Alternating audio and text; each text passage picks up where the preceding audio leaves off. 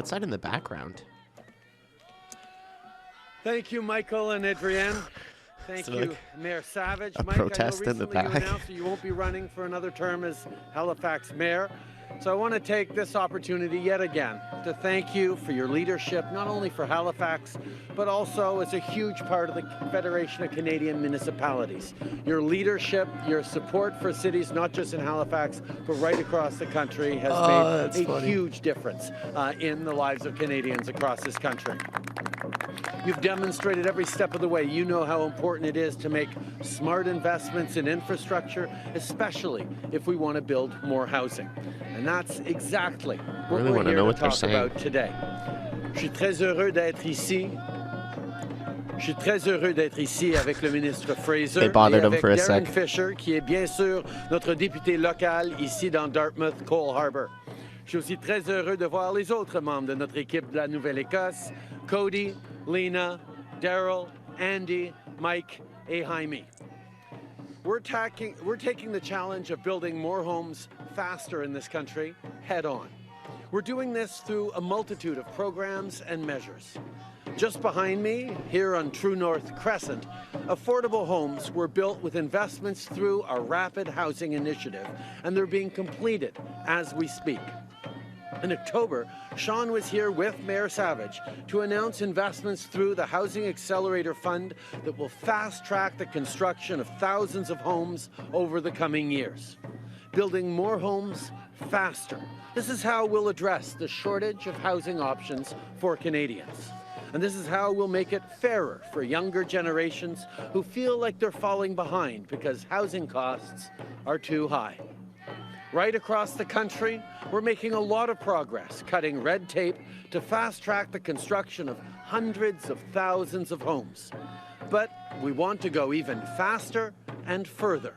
This is why in Budget 2024, we'll invest an additional $400 million in the Housing Accelerator Fund to fast-track the construction of even more homes.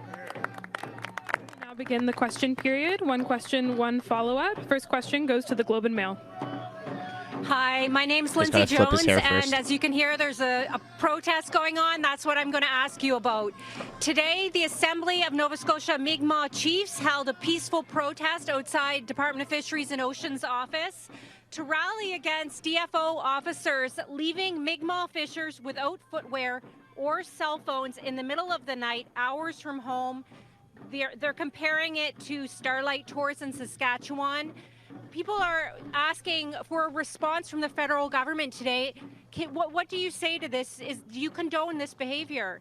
Obviously, this story is extremely troubling, which is why there is a need for a full investigation on this. I know the minister is properly seized with it. It's important that the laws against illegal fishing be enforced, but there are processes and protocols in place and the way enforcement officers need to behave that we need to make sure was properly followed, because these reports are very troubling. Okay. Cette histoire est extrêmement welcome for years now to put forward a plan that meets the federal targets. The argument in some quarters is the whole point is to reduce emissions. If provinces can find a way of doing that without a carbon tax, why not?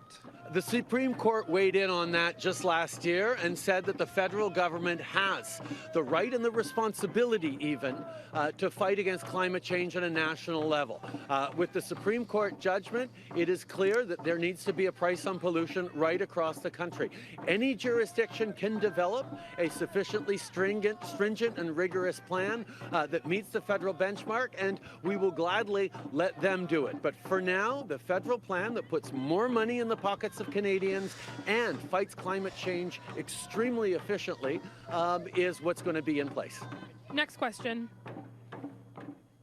Thank you. Yeah, Sky Bryden-Blom with Global News. You recently said your government is working on both housing supply and demand by turning the dial down on temporary immigration. Does that mean your government's immigration policy has contributed to record high housing unaffordability? It's really important to understand the context around immigration. Every year we bring in about 450, now close to 500,000 permanent residents a year. And that is part of the necessary growth of Canada. It benefits our citizens, our communities, it benefits our economy. These are the levels that we have stabilized and grown steadily over the past years, because that's what Canada needs to continue to have a strong economy and strong communities. However, over the past few years, we've seen a massive spike in temporary immigration, whether it's temporary foreign workers or whether it's international students in particular, that have grown at a rate far beyond what Canada has been able to absorb. To give an example, in 2017, 2% of Canada's population was made up of temporary immigrants. Now we're at 7.5% of our population. Those people become PRs, immigrants. man. That's something that we need to get back under control, both for the benefits of those people, but because international students we're seeing increasingly vulnerable to mental health challenges, to not being able to thrive and get the education they want, but also I went to a college with lots of international students. Relying on Lots of them become PRs after. In a way that's driving down wages in some sectors. So we want to get those numbers down. It's a responsible approach to immigration that continues on our permanent residents as we have, but holds the line a little more on the temporary immigration that has caused so much pressure in our communities.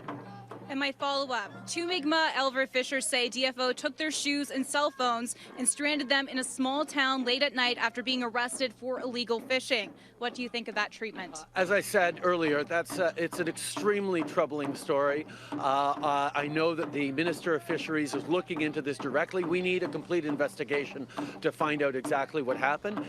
Obviously, it's important that there be enforcement of illegal fishing laws, but there are processes and procedures that need to be followed when someone's apprehended, and we need an investigation to make sure that there are proper lessons learned from this.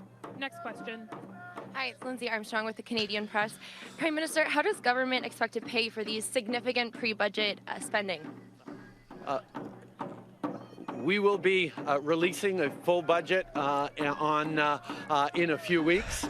Right now, we're talking about some of the elements in that budget, including today's announcement on significant investments in housing supply to make sure that we're both building the infrastructure but also changing the way housing is built across this country.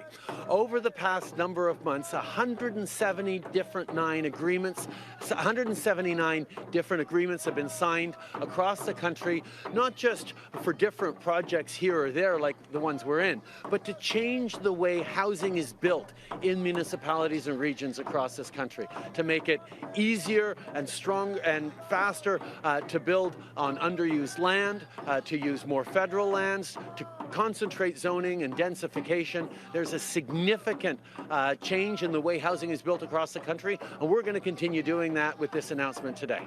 And can we expect higher taxes on the wealthy to pay for this spending? Core to this Liberal government approach has always been fiscal responsibility. We have the lowest debt to GDP ratio in the G7. We're the third largest economy in the world with a AAA credit rating from the international bond rating agencies. Our fiscal plan is stable and responsible, and we will continue to put fiscal responsibility as we invest in Canadians, in their communities, and in jobs at the center of our upcoming budget. Thank you. Last question. Mr. Prime Minister, Jonathan McGinnis, CTV News. A colleague of mine previously asked about the Nova Scotia's carbon tax solution submission. Did you have a chance to look at that, and does it come close to meeting Canada's carbon tax? There are very clear expectations that our officials are working with interested provinces on. There are thresholds that have to be met to make sure that in every province across the country there is a rigorous level of price on pollution, either through cap and trade or through a direct levy, that makes sure that it's fair right across the country and also ambitious enough to meet the challenges of climate change. The The officials at Environment and Climate Change Canada are always there to work with their provincial counterparts on any proposals they have. But as the Supreme Court laid out, the federal government has the capacity and even the responsibility to establish national approaches to fighting climate change, and that's what we've done. But of course, this is a backstop that puts more money in the pockets of Nova Scotians, a backstop that is bringing down our emissions. If the local government wants to bring in their own plan that is equivalently rigorous and stringent, they are welcome to, and our officials will work with them to be able to make sure that it hits those levels. Does Nova Scotia meet those standards? I don't know the details on this particular plan, but I do know in conversations in the past with the Nova Scotia government that thought about bringing forward its own plan. Its plans in the past did not reach the federal level, but I know our officials are working with them on this plan because we're fully open for every province to move forward in their own way, but it has to hit the level that Canadians are allowed to expect of the ambition in fighting climate change. Ideally, it does what the federal government does, which is put more money back in the pockets of middle-class families so that they can afford to make the investments that are going to continue to fight climate change and create opportunities for everyone. Thank you, Prime Minister. That concludes today's press conference.